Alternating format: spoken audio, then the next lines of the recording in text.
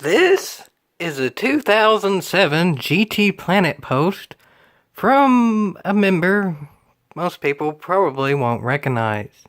But today, I'm going to be analyzing the quirks and features of this member to figure out how this member who first joined in 2002 has become as famous as he is today, and why he may not be so known on this site. I've borrowed this article from GTPlanet.net, and a link to that site is in the description. So, yeah, welcome to my intro, and not just the thing that y'all probably already figured out what it is.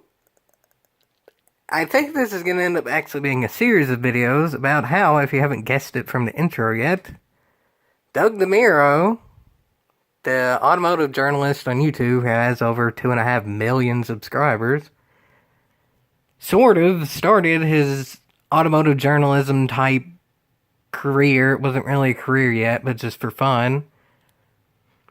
Way back when, well, he made the account in 2002, and this is one of many quite noticeable posts in 2007, and how ultimately, by 2009, he was pretty much done with GTPlanet.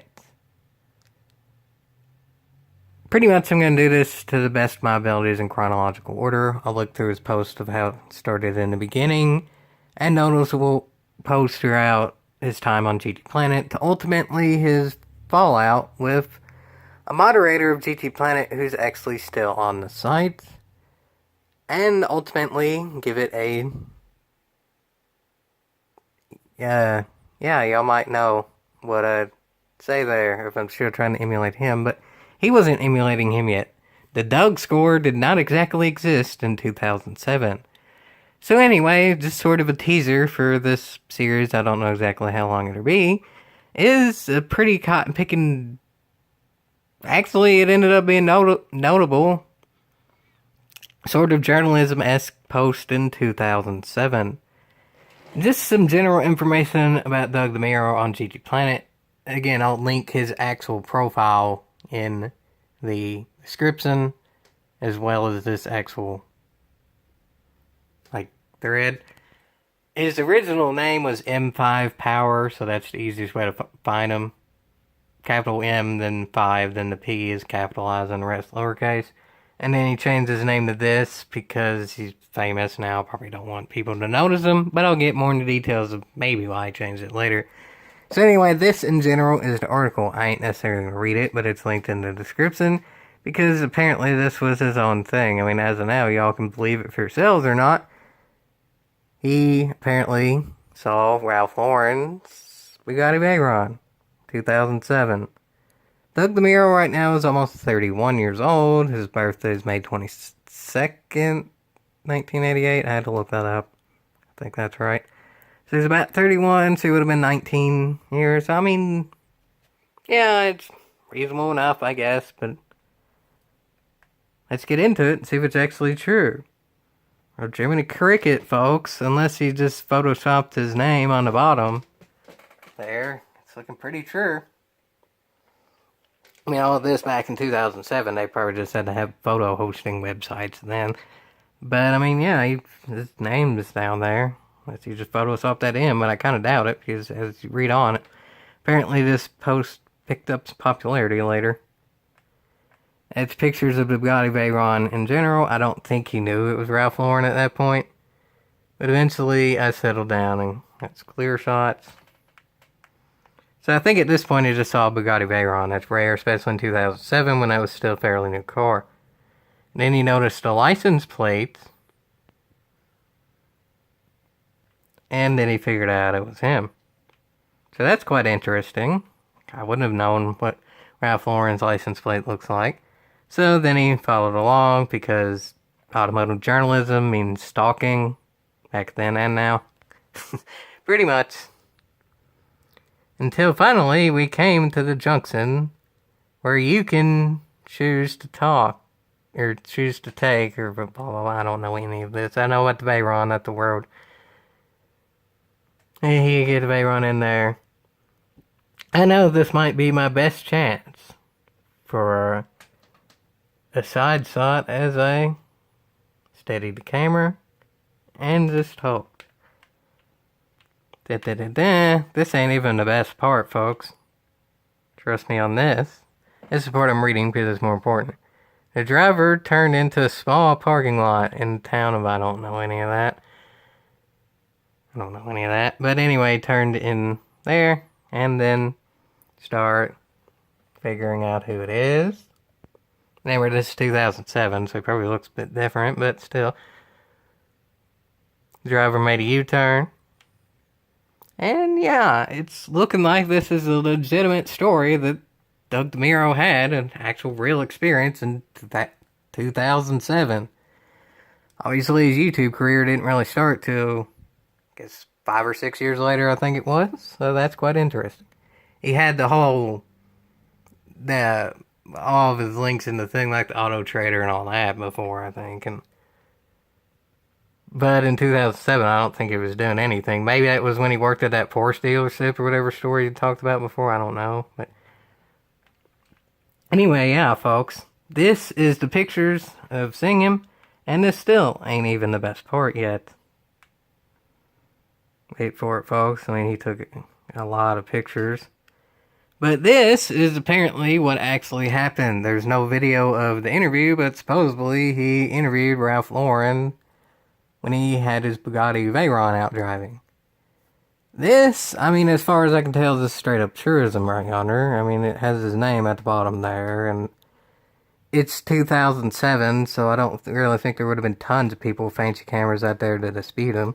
Probably nowadays, if Ralph Lauren driving around in a Bugatti Veyron, there's probably going to be at least 2 or 3 people with cameras that could photograph him at any time because it's on their phone.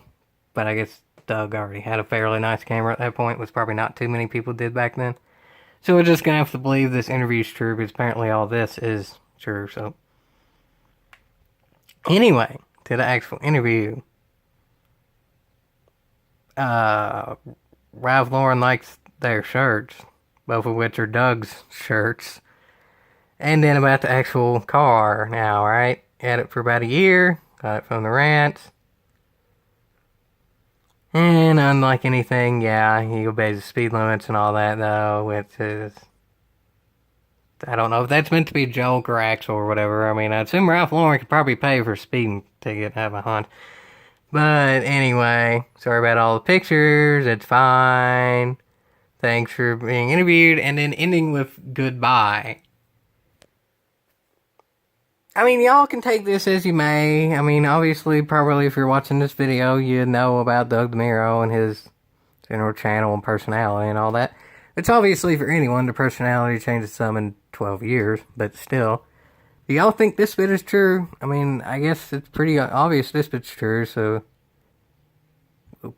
I'm gonna say this bit's at least from truth, but I mean, obviously Ralph Lauren is a lot of famous from like the clothing and stuff, and I don't want to buy any of that stuff, but I mean, you would think if you see Ralph Lauren and Bugatti Veyron, you'd talk more about the Bugatti Veyron than just 19-year-old Doug DeMuro's polo shirt. Granted, if this is 2019, Doug DeMuro's famous enough to where maybe the conversation would actually be more about each other, but I have a hunch in 2007 it's probably a lot more one way. So, I'm going to say it's grounded in truth, but I'd say some of that's a bit fabricated. But anyway, the end bit here is just about how he thought about it and all that. And then Ralph was nice, and he's always bought the clothing because he's a car guy. And if y'all know GTPlanet side of things, not the Doug DeMuro side of things, y'all know that likes on GTPlanet are a fairly new feature. I can't remember exactly when they were implemented, but I know when I first started GTPlanet as a member in 2013, there wasn't likes, and then later on, I mean, it wasn't 2018 or anything. I think it might have been like 2014 or 15, something like that. The likes were added. But then yet, this article from 2007 still has a lot of likes. And folks, use ad blocker. It's just a good thing to do. So, random videos that take away your internet speed don't pop up. That's always a nice thing to do. That's another thing with GTPlanet as well, is it's not as, I mean, Doug DeMuro is 10 times bigger than GTPlanet, almost literally. Doug DeMuro will end up with 3 or so million subscribers by the point GTPlanet has roughly 305,000 members. So Doug DeMuro, just in that aspect, is like 10 times bigger than GTPlanet.